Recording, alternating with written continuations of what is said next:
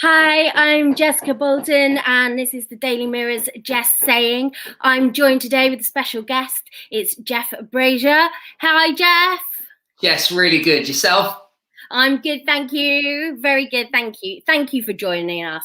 It's great to have you, and we're speaking to you because you're working on a new Father's Day campaign, which we'll come to in a little bit. But first of all, I want to say, Bobby, he's turned 18 this week, which we were talking about. I can't believe it. There you are. There's Bobby and Freddie. Freddie's what, 16, 17 now, isn't he? Fred's 16, yeah, 17 September. 17 September. And obviously it's Bobby's birthday. How are you feeling about that? You've got a fully fledged adult son now. Yeah, I mean, what does it mean? He's turned 18, but yeah, he's still really mature in some ways and immature in others. It's a really strange stage of life, isn't it? When you're, no doubt from his point of view, because I remember when I was that age, I thought I knew everything, but really, you know, he still can't manage to put the, dirty cups and some plates in the dishwasher. So he's not quite there yet, but he's doing so well, and I'm so incredibly proud. But when one of your kids reaches 18, it's a really weird, pivotal moment where there's like this big shift between feeling like, right, I've got to look after him, and the onus is on what I'm giving him and what I'm teaching him and how I'm guiding him. And then all of a sudden, Jess, it's like, oh, he got to that point. Like, there's no finishing line in parenting. But I've always kind of talked as if there were, and if there ever was, then maybe him hitting 18 would have been it. But no, there's still lots to be done. You're still dad, and he still can't. He's not quite an adult properly in your eyes yet, is he? He never will be, I don't think. Will you? When you're always going to be, dad, aren't you? Yeah, definitely. But I'm not one of these. I think the biggest lesson I learned recently, Jess, was that actually the most value as a parent that I could ever give is really through the behaviours that I guess that I the habits and the actions that you take out. Generally, kids don't, I think, listen as much to our words as we like to hope that they do. Yeah. If you're a good role model and you live a good life and you're kind to yourself, then I think that, I know, because of how Bobby has been the last 12 months in lockdown. All of a sudden he started meditating and training, just been really disciplined and really focused within himself. And I was like, oh, these are all the things that I've been doing for the last few years. And it was like, oh, right, so he was watching. He's not listening, but he was watching. He was watching and he was learning, and it was rubbing off, even though you didn't know. Yeah, who knew? Who knew kids actually do pay any interest whatsoever in their parents? What did you do for the big day? Because I saw you did a lovely surprise for him, didn't you? Yeah, look, credit to Bob, but he worked that day. So actually it was fairly easy from my point of view. I mean, Kate and I, my wife, we made sure he had the 18 balloons. There they are. And we lined a load of photos up sort of there for him to be able to look at, and did it all nicely. But then off he went to work. He had like a shoot of some description, I forget who for, and then he said, right, Dad, nothing to do this evening. I'm basically going for a meal with a few of my friends, and I'll just be home and see you later. But when he come home, we cut the cake and had a bit of that. We watched a bit of the England game, and that was his birthday done. It's different, so obviously when they're young, and it's a full-on like bouncy castle in the garden situation. Looking after sort of 20 of his mates running around the house. But yeah, it's really straightforward when your kids get to 18. I was going to say, I bet that's a bit different when you've got two little boys. That must be quite a handful, Jeff, that you've been through on all of that. And are you going to take him for his first legal pint? Is that, because now we're easing restrictions a little bit. Yeah. Well, I'll tell you what we're doing. So Bobby, for his birthday, he got some DJ equipment because he's keen on developing that as a skill and a hobby, whatever. But what we're going to do in a month's time, after the 21st of June, if everything goes the way we want it to, we're hoping to be able to take him to a few bars. And he said in particular he wanted to go to Manchester. So we booked a nice hotel. I'm going to take him and his friend. It'll be me and my wife, and yeah, we'll give him a really lovely evening, because yes, it's odd, you know. Obviously, the last 12 months, 18 months, he probably would have been creeping out a little bit himself anyway. Like we were all out in nightclubs when we were 17, but he hasn't had that option. And in some respects, I've been sort of grateful for that small positive to come from the lockdown situation, in that I think it's given him an extra year to develop and grow up. So as a parent, I feel a little bit more reassured that when he does go out, he's got probably a better head on his shoulders than he might have done when he was trying to do it a year ago. You're right. That's a very good point. I remember those days of trying to get in with my fake ID, which I remember once the bouncer said, I wouldn't let you in a sweet shop. So clearly I looked younger than my age. So wow.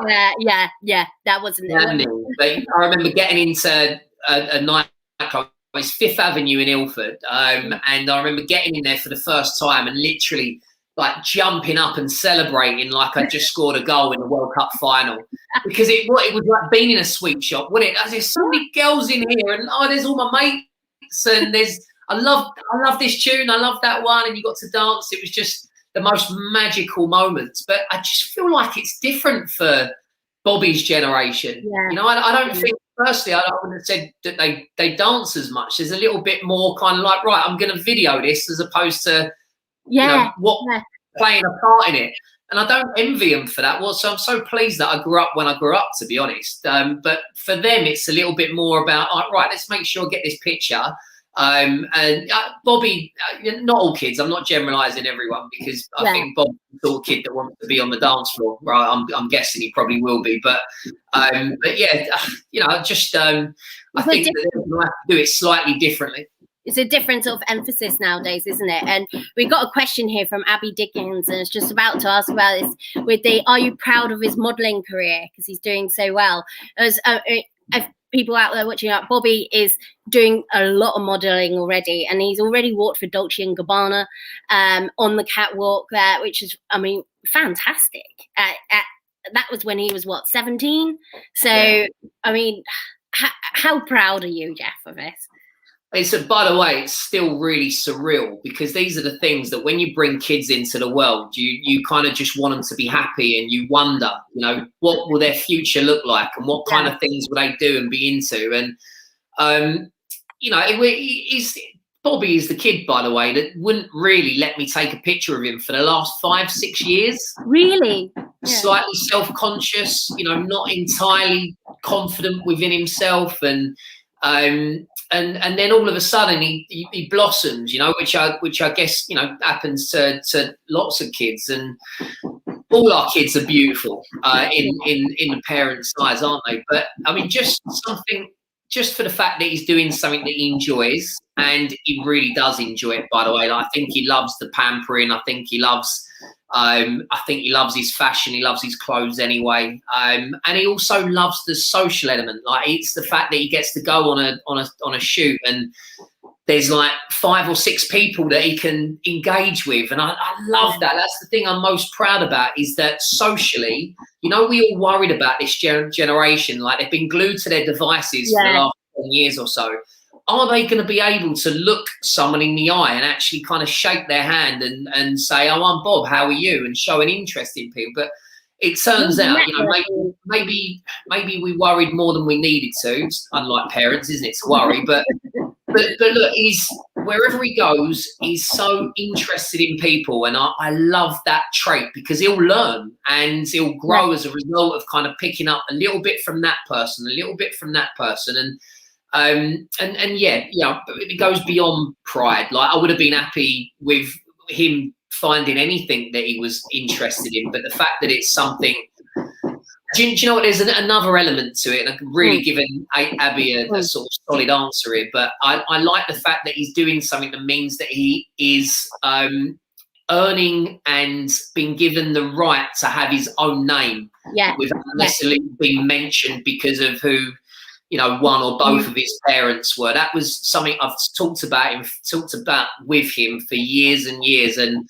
it just so happens that, again, sort of modelling has given him the opportunity to do that, because I wouldn't want either of my kids to constantly be referred to as the son of somebody. You know, I think that having your identity is really, really important for our mental health, and knowing who you are and where you're going, without necessarily people, maybe forgetting your name, because your name's not quite as important as what somebody else's name, his mum's name was, namely. So yeah, I'm really pleased on all fronts.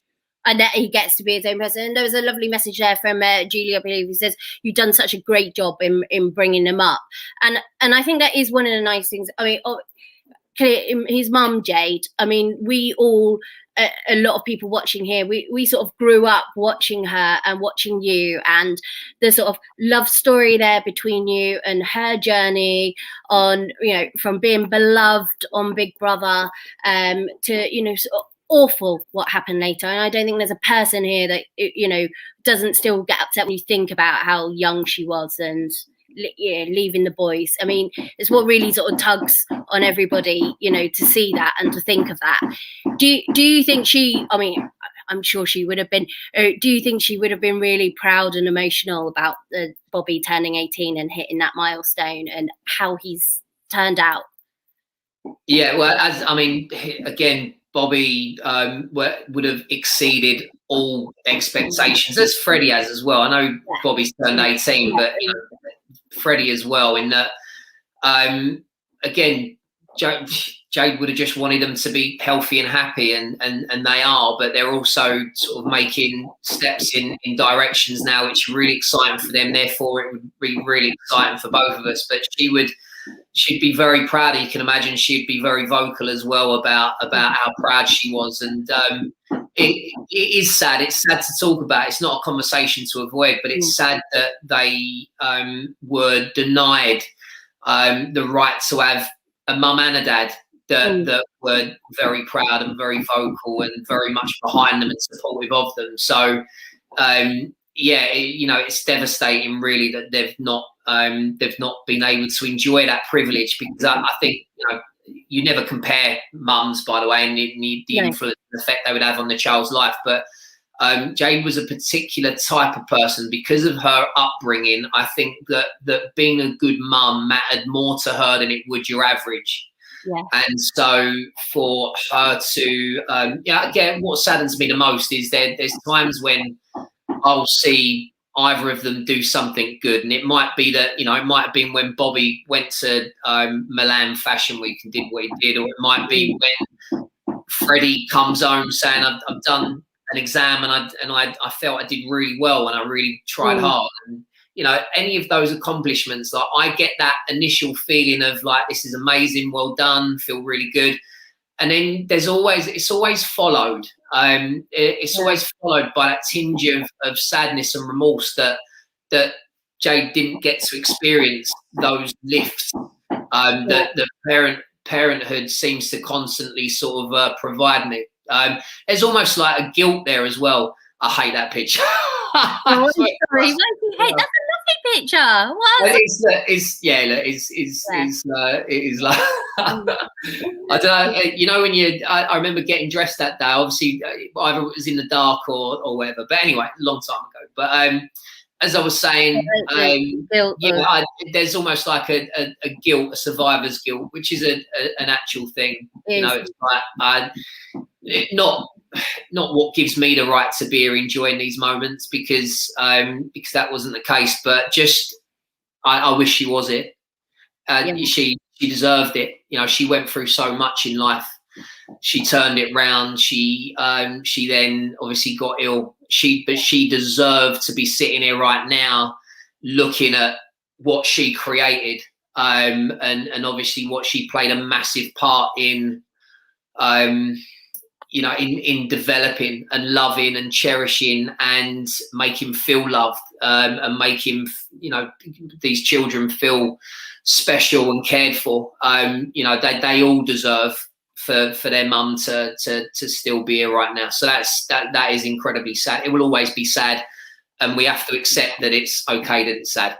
Yeah, and you have to accept it. And we've had some lovely messages there who from people who say what a great job you've done. I mean, it's, we've all sort of, you know, we all say, you know, you've had to bring up, obviously you've got the lovely Kate now, your new wife, who's been at your side for a long time, and she's lovely, isn't she? You two, you get on so well, and it's such a adorable relationship to see you happy, and you know, and find that happiness that we kind of been wanting for you. There she is. What I do like about you two is you always seem to be giving her a piggyback. Like we got another one as well, where you're on another one doing a piggyback. I don't want her to get her shoes dirty on the shingle or the sand there, you know. So yeah, what do we do? What comes naturally, which is to put our wives on our backs. No, right. That's what we do. Wear them like a rucksack. Exactly. Well, you're a true gentleman, Jeff. They honestly. When you were saying what you were saying about Jade there, and I know one of the things you find is really important is making sure she's still sort of involved in things, in that you do still talk about her and stuff with the boys a lot, don't you? Of course, always. Well, it's something that was again another thing that I'm proud of with Bobby in particular. Freddie did this quite a while ago. Bear in mind that Freddie was always the one that was open to counselling. Had no issue with it, really benefited from it, whereas Bobby was not interested. It's too much for him. Until probably a year ago, and he's benefited immensely from going through that process. And then recently just told me that he was ready to read my book, which fantastic, yeah.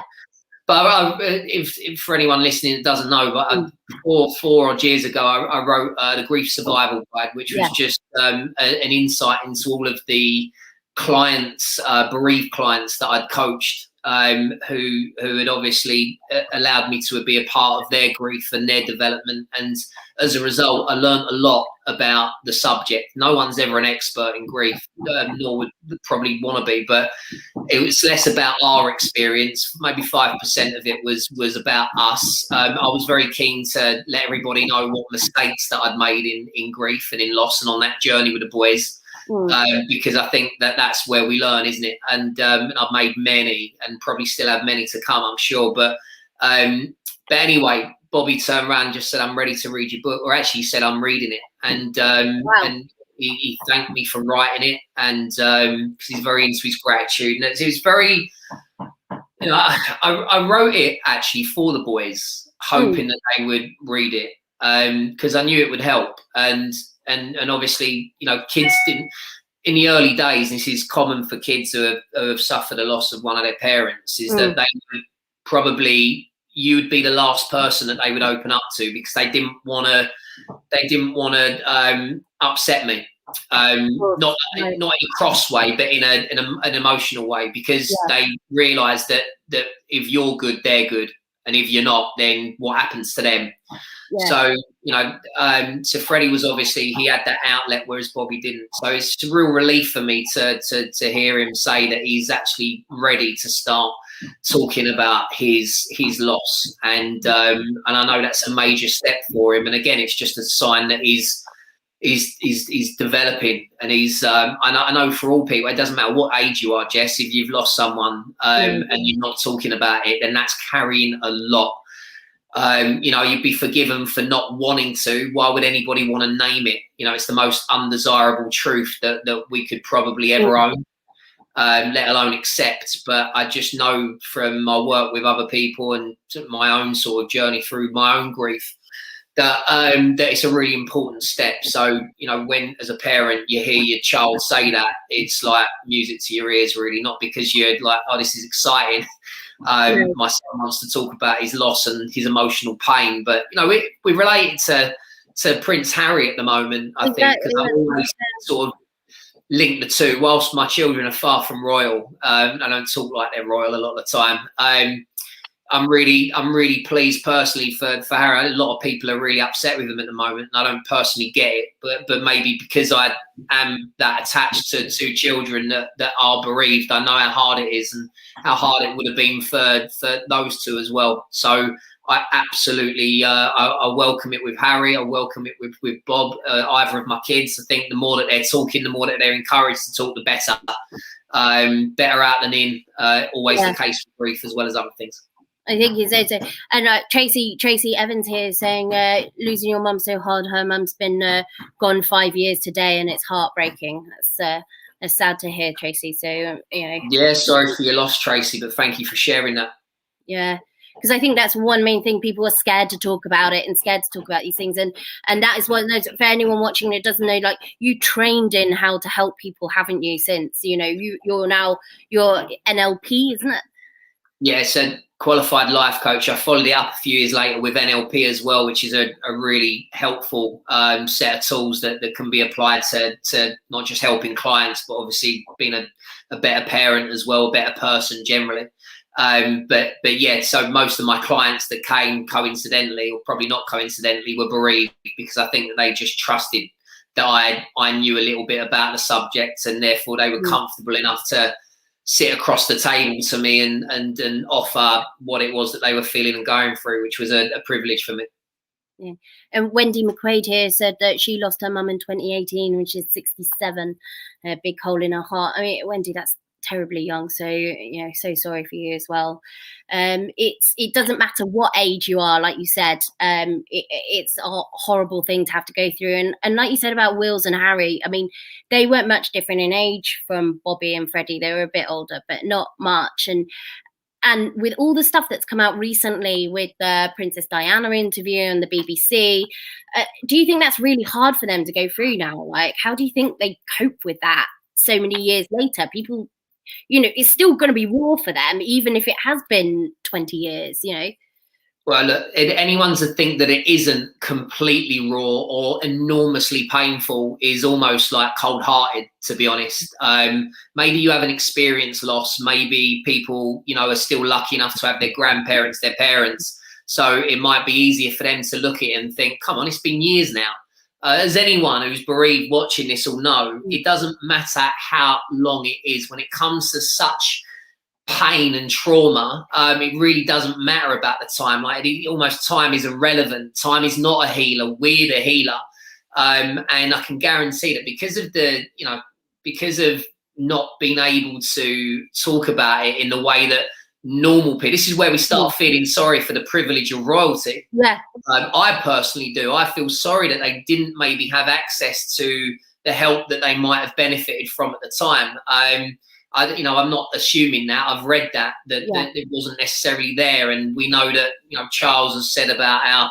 Here I'm talking about the royal family like it's EastEnders or something. This is something that bothers me, but I again, not sharing too much of an opinion. Just I'll answer your question directly. They will feel enormous pain, and when it's dragged up again through this Bashir scandal, terrible thing that was done, it will feel like yesterday that they lost her.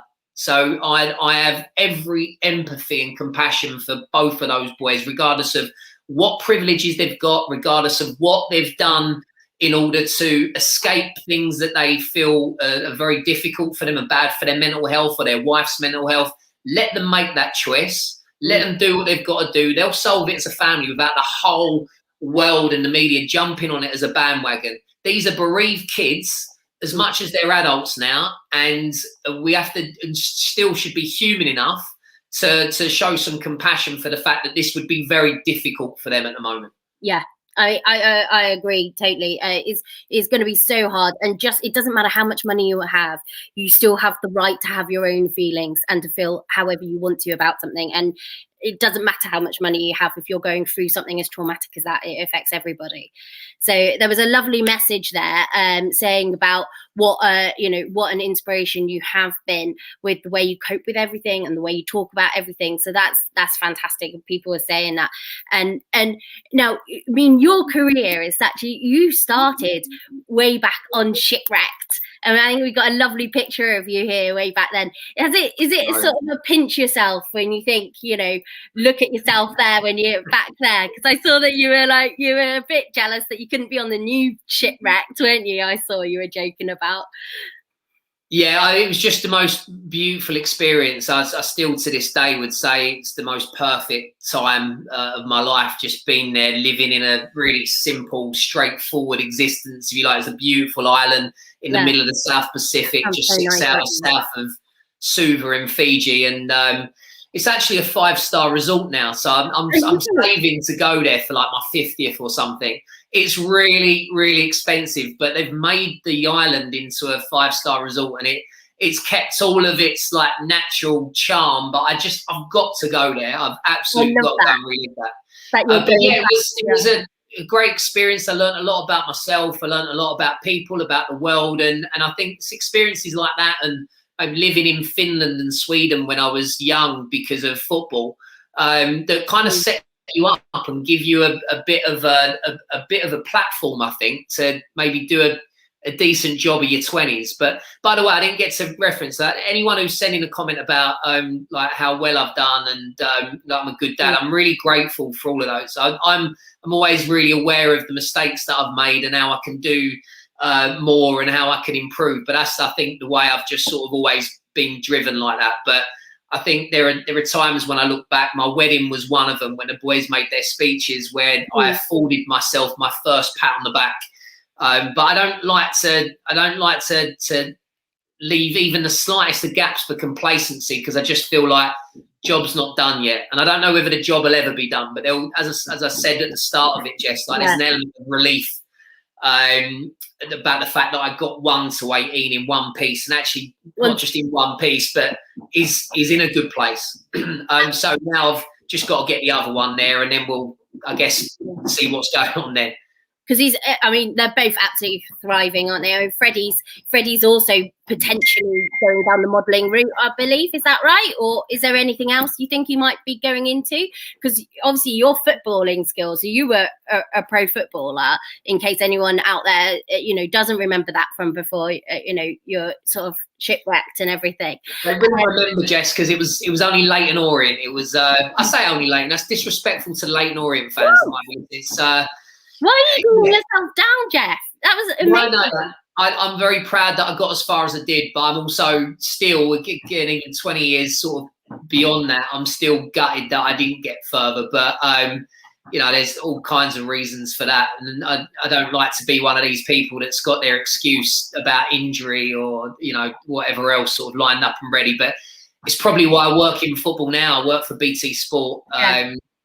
Covering their football, and it's perfect for me because it's something that I've always loved and know a little bit about, and I enjoy being a football coach as well. I've got something called a UEFA B license, which means you can sort of go off and work at professional clubs, and not using it at the minute, but I'm lucky, Jess. I've got a few different things that I do for work that make me really happy. So you've got all those great things that are all helping with all the stuff that you've got going on as well. So you've got you've got the grief and the life coaching and the football and all you've got it all going on. So we've got a nice message there saying that Freddie is your double, which he is, isn't he? And Bobby looks, he's acknowledged himself very much like Jade. So it's amazing how alike they are to you both.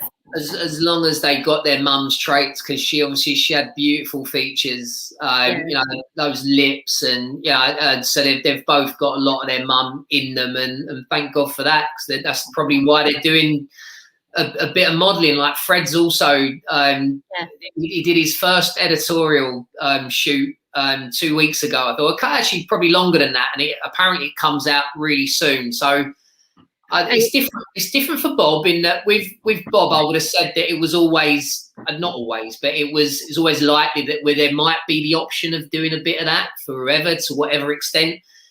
With Freddie, again, he's sort of blossomed, and the reason I'd love it for Freddie in particular is because Freddie's confidence hasn't always been great. So, again, another byproduct of if you're a bereaved child, then sometimes it completely strips you of that sort of solid platform that we try and give our children. And he has had to work really hard at sort of developing that sense of self. And for him to kind of be chosen for something, actually he was chosen ahead of his brother, so that was really something. And it was like really, because there's this whole second child thing, you look up at your older sibling and they're always good at this and they're always good at that, and how can I possibly thrive in their shadow? And for Fred to, as I say, look, for Fred to get that nod and for him to do it that day and have a wonderful experience. They were really good with him and he really enjoyed it. I can't wait for it to come out. So he's like, right, yeah, okay. It would just take his confidence to another step. And again, as a parent, the glamour of it doesn't really bother me so much because it can disappear in a second. But for me, it's what use is it to their own personal growth and development. That's why I talk about the environment for Bobby and what he gets from it. And with Freddie as well is that he gets to grow and he gets to believe in himself that little bit more than maybe he did the day before. So and the confidence and and I mean, I saw the test shoot that they released of Freddie doing the modelling. They're both fantastic at it. They've got a natural sort of talent for it. When you look at photos of them, you know, it's obviously rubbed off in the genes from both of you two of being able to deal with this, but in a very different way. Like, what would you feel like if either of them came to you and said, Dad, I've been asked to do Love Island or this reality show? What do you think? Would you want them to follow down that route, or would you? No, I think, basically I've been, again, speaking to him for years about the fact that whilst ironically myself and their mum did very much go into the industry via that back door of reality television, it's a very difficult and challenging path. And navigating the media, navigating you know, where you fit in amongst everything, it's really, really tricky. I'm very grateful for it because it obviously provided me a platform to go on and create 20 years of work and I guess security in the fact that there has been enough work for me. But for them, I'd like them to avoid it personally because we don't want to see our children. I think struggle is a part of life anyway. They've probably had enough struggle, you know, so now they deserve actually for everything to run smoothly. And as I say, having your identity is something that I experienced not having or it being sort of stripped away. And as a result, I'm really keen for my children to, and in fact, I know how important it is for them to have a skill. So that's why with Bobby, okay, so modelling, some people wouldn't class it as a skill. Obviously, there's professionalism in the workplace, which is definitely going to dictate how far you go or not. And it's not just that, but if Bobby, for example, did an interview with the Daily Mirror about his mum, then all of a sudden he's not going to be of as much interest to those fashion houses that are picking models to do the catwalks for Milan and London, fashion weeks and stuff. So there's an element of sacrifice involved in it and stuff like that. It's obviously not a tough life to be a model, is it? But that Bobby with his DJing, and the other things that they're into, it's like Freddie wants to do an apprenticeship in barbering so that he's got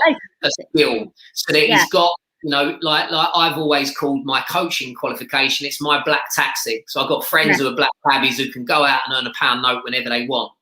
So it's been really important to me that the boys have got the ability to do something else if modelling or whatever else doesn't quite work. Now I don't, presenting and things like that, Jess, you've worked in the industry long enough that there is a big difference between the way that people that present are viewed versus people that have maybe come in for a reality show. And obviously people have to, I think, if you start as a reality contestant, you have to really, really work hard at getting the same opportunities that someone, the example that comes to mind is Alison Hammond, right? And a Holly Willoughby. Holly, always been a presenter, and she's obviously worked incredibly hard, but the opportunities have always been there for her. You would imagine that Alison Hammond, who has done all the competitions and stuff like that for ITV for so long, has been really, really patient, and eventually she's been given the right to host this morning, on a Friday with Dermot O'Leary. What a great combination that is. So anyway, my point of that is that I want my children to go in there with a skill to be able to be referred to as that, as opposed to anything else. So there's longevity that can be built on that. As opposed to being Jade and Jeff's son, you want them to be themselves, which is marvelous, because that's what we'd like to see from them as well. Maurice Davidson said, "Well said there," which it was. Don't take this personally, but when I say journalists, I don't mean all. But we have to say some are quite lazy, and some will just be like, right, I'm writing this headline. and maybe Bobby might just achieve something to do with modelling. Instead of just saying Bobby Brazier, I'm going to say Jade's son, because I think that most people will be like, oh, right, I'm going to read this more so as a result. And I understand that that's the way journalism can work at times. But as I say, like, that just strips a little bit of something from the person that's been written about. Yeah. So as I say, it's about owning their name, and about you know, having lots of reasons for people to use it as opposed to not. Yeah.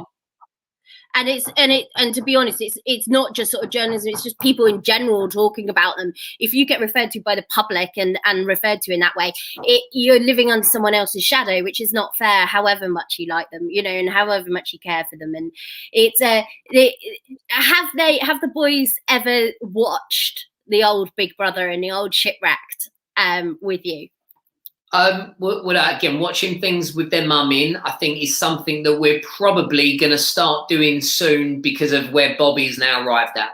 Yeah.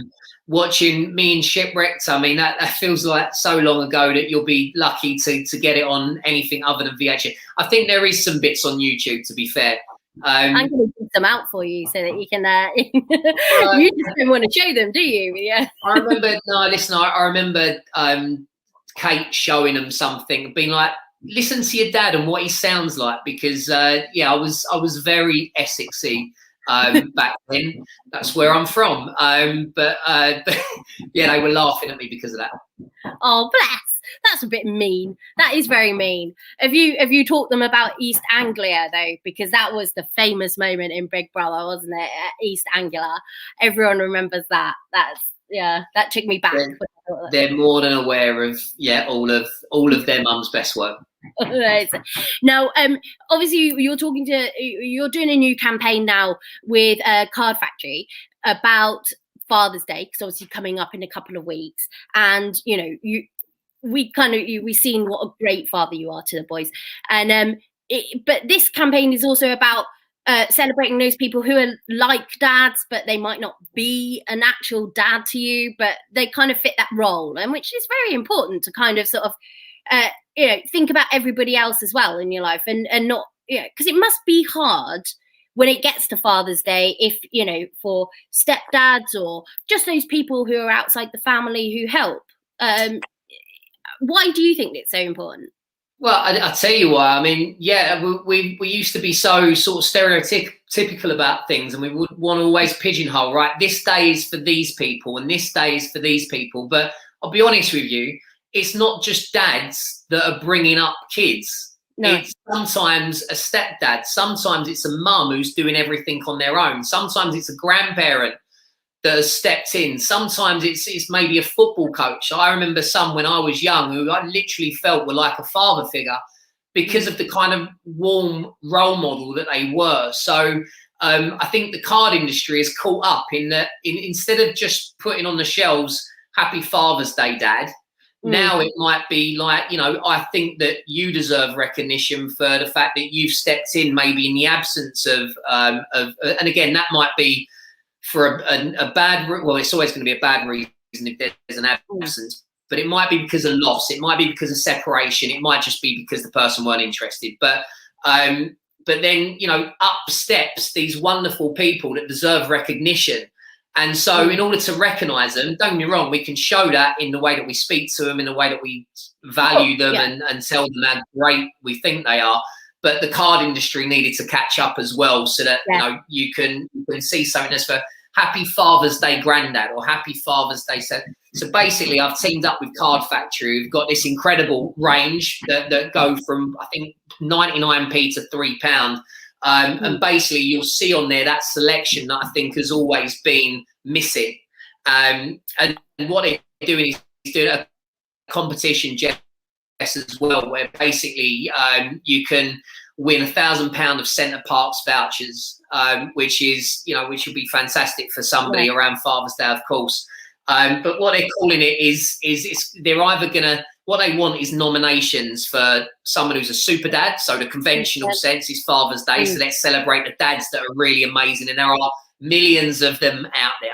but actually also the lads, and I don't mean that in a conventional sense, but LADs, like someone that is like a dad. All right, so we want people to get their nominations into to cardfactorycompetition.co.uk. All you've got to do is fill in a short form as to why you think that person deserves to be nominated, attach a picture of them. And again, it can be anyone that you just feel has provided you with that role. And I was going to say paternal, but it might not even be. It might be your mum, who's literally been your all and everything. Nominate them. They deserve recognition. Yeah, so that's my personal view. You might have some purists out there, Jess, that might be like, no, Father's Day should be for exactly that. We're less about pigeonholing these days, aren't we? We're more about kind of opening the doors to the realm of possibility. It should be equal rights for everybody to get a present, if they feel that sort of parental role. I feel, it's like, what will you do to celebrate on Father's Day? What do you normally do? Well, hopefully I'll be nominated for this competition by my children. Yeah, you better be. I think I've done enough. I do. But so what will I be doing? I would like to play golf with them both. A little bit of 9-hole par 3, so we won't do anything too testing because Freddie's into it, Bob's not, but I know they'll play with me. Yeah. I'm dressed and ready to go out in the rain after this, actually, and go with one of my best mates. Right. Yeah. But other than that, we've found as a family we really enjoy going to a health club actually near me. Won't mention the name of it, but it's we go there. Fred and I play padel, which is like this cross between tennis and squash. So Fred's got a really good physique. Like his shoulders are ridiculous. He's got like a swimmer's body. He does nothing to deserve it whatsoever. Padel is literally like allergic to exercise, but paddle, whatever you want to say, is the one thing that he will play, and like it gets him sweating, gets him running around. So that's what we do every time. But we love to swim, we love to go in the sauna and spa and relax together and stuff. It's just like a little bit of a privileged sort of thing that we get to enjoy together. So I'd like to go there that day. You are such a healthy, active family. Right. The same. I was like, my answer would have been like, I don't know, maybe go to the cinema, have some popcorn. That too. I'm yet to go to the cinema, Jess, since they reopened. Me too, as well, actually. I'm waiting for the right film potentially to come along. Exactly. It's going to be a momentous moment, so it's got to be a good one. So maybe Bob's coming up soon. So, talking of Father's Day, and we talked about this before, but your own situation, it was very hard. You said that your granddad was very much like a father to you, because your real biological father you lost at a very early age as well, before you really got to know him, didn't you? You've got all the photos. Do you know what, Jess? It's like you've been in my house and took a picture of like all the photos and stuff. I crept in last night. Did you not hear me? No, I didn't. Sorry. Was that what set the alarm off? Yeah, sorry about that. I hope it was you could have whacked your feet when you come in. No, I should have. No, but your dad, Stephen. Obviously, you lost him when you were very young, and you didn't get to know him. Is that something that always sort of stays with you when it comes to things like Father's Day, or is it in the back of your mind?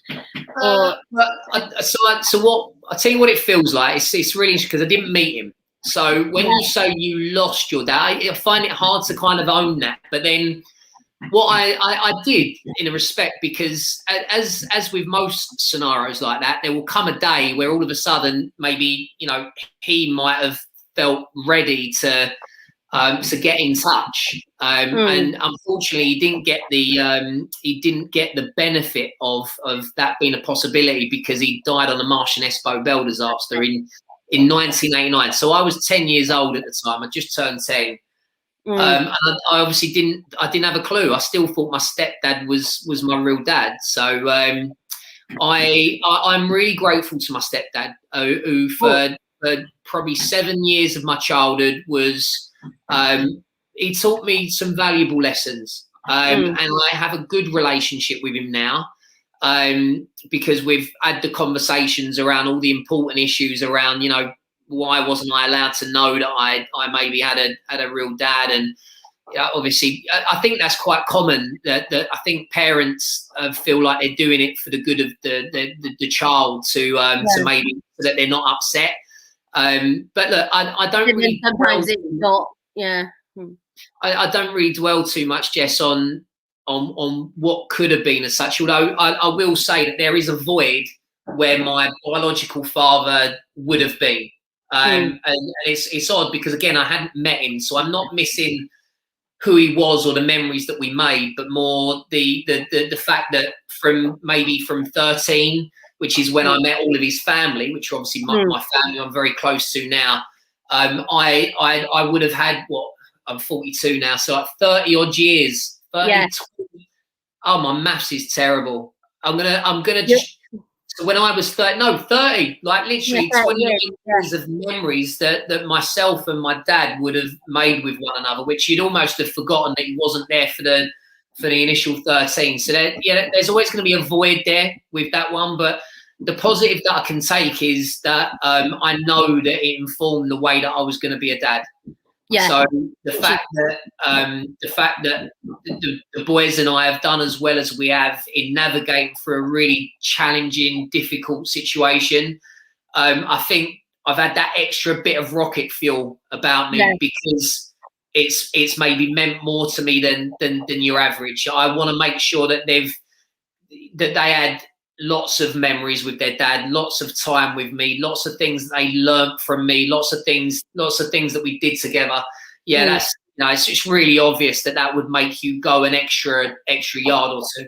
That extra bit, and also it was such a famous disaster. Famous is the wrong word. Infamous disaster is such an awful way that everybody knows about as well. It's like something that must keep coming up that you hear about, and it brings it all back again. So it must be, in a way, it's a bit like, obviously the whole world was talking about Jade. The whole world would have known about what happened with your dad. So it is very difficult, I imagine, in that sort of respect. But on the case of extended family, I saw that Jackie, Jade's mum, is back in touch with Bobby. He was talking about seeing both his grands. He wants to see them both together. Are you sort of seeing her a lot more now or talking to her? Jess, I'm just going to swerve that question altogether if you don't mind. Oh, that's all right. I don't want to cause any. I just saw that he said about it, so I just thought I'd, because it's quite nice to all be back together. And I didn't know if you saw Jack ever. But did you ever have a sort of friendship with Jack, or is that no, or not really? Because he wasn't. The boys probably don't remember as well. Right. Okay. Well, that's all right. I didn't mean to go in the wrong way. I just wondered about the extended family on that side, because we heard about them all so much, but then we don't know so much now. But I mean, what's important is that the boys have just turned out so wonderfully, and they're such a really thing. What are you aiming to do next? What's next for you after all? You've got all these different sort of things. What's your next thing you want? Your next ambition you want to sort of go for? Now the boys are growing up, and it's gonna be you and Kate in the house. Probably not too imminently, but getting there when they might go off and leave home. What's that going to be like? The boys are under no pressure to move out anytime soon. The suitcases. Yeah, as long as they put their stuff in the dishwasher, that's them. Bring their washing down, But no, look, I suppose it is interesting because it does feel like there's this next phase just opening up. Freddie finishing his exams, Bobby turning 18.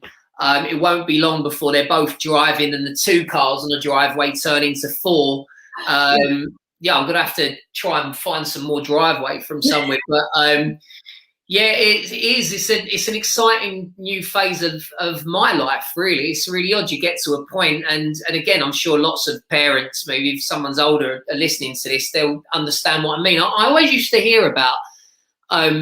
And it used to fascinate me. And actually, I coached a few people on it where they would say, the kids have moved out. I'm absolutely lost. I don't know who I am, what my purpose is. And I always thought, wow, there really seems like there's a danger to putting everything into your role as a parent, because then when they don't need you anymore, what are you left with? Who are you? What do you do?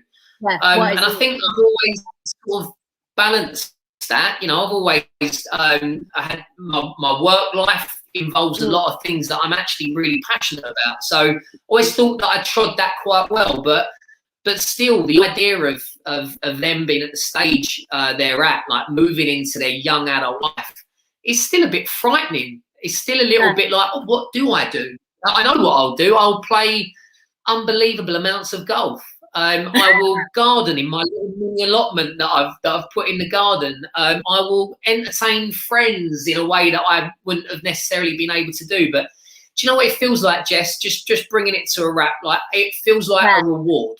It feels like you've done everything you could for the last however many years to make sure that everyone was all right. And now I get a little bit more of a chance to look after myself, whatever that means, whatever that entails. I've got a lot of friendships that I really look forward to putting a whole lot more time and effort into, just simply because my coping mechanism around the boys was just get your head down and focus on this. And my social life, as you can imagine, suffered as a result. But I've got incredible friends that have understood that, I think. But now is really a time for me to start repaying that patience. So that's what I'm really excited about. So you won't be going down the road again of starting again with another little one. That would be a long journey back to having a little bit more. Crazy. Can you imagine doing parenting in the challenging circumstances, and then but don't get me wrong, it'd also be very fulfilling and rewarding because babies bring that into the game. But I don't know. I feel like the world's a little bit uncertain at the minute, and I think bringing a child in right now would be something that I'd think long and hard about. And to be honest, my wife isn't really. She's just not in that place. So I kind of feel like, well, lots of holidays for Kate and I at some point soon. That sounds amazing. Back to the shipwrecked island. I think you deserve that. A nice long holiday, the two of you. Back to Yakuvi, Levu. But also, I plan to get a camper van. And I love that. Do you know what? I want to so badly. I've got an old classic Mercedes SL, right, from like 1989. It's really old, but I really love it. I've had it some time now. I'm probably going to sell it and invest. And when I say invest, I say invest in a camper van, because I think while the boys are still the ages they're at, I think there's memories to be made before they completely abandon me. And, I travel a lot for work anyway. So while I'm in Cornwall or the Lake District or wherever, I might as well make it into like a little bit of a trip. So that's my response to the last 18 months of like lockdown, is like, right, I'm going to really make the most of every opportunity to relax and engage with nature and play golf and cycle and be with friends and be with my family. I love that. And I think it's a great campaign you're doing with the Like a Dad for Card Factory. If anyone missed that, it was cardfactory.co.uk. Nearly. Cardfactorycompetition.co.uk. Just send in who you want to nominate for either Super Dad or Like a Dad. Remember, it can be anyone that you feel has just been there for you. And you can win £1,000 worth of Centre Parks vouchers as well. So cardfactorycompetition.co.uk. Get your nominations in. Let's start recognising the people that have stepped up to the plate and give them the love and recognition they deserve. Thank you, Jeff, and thank you for coming on and chatting to us. And you've been marvellous, and you are so lovely to chat to. And yes, you know what? Thank you very much. I really enjoyed the conversation, and the banging in the background really didn't get too much either. So you can say thank you for stopping. I'm hoping that everybody, will potentially listen the next time I ask if we can have no banging. But yeah, I was trying to pass it off as something else, but I think we've all heard it. But there we go. Apologies, got all the picture frames hanging up nicely now, all around the house. Yeah, I've got loads of nice picture frames. So apologies, anyone who's now got a headache because of the filthy work outside. Not because of me. All right. Thank you so much, both of you. Thank you so much, Jeff. I really, really appreciate you coming on. It's been great. And cheers, yeah. Jess. All right. Speak to you soon. And remember to enter the competition, everyone.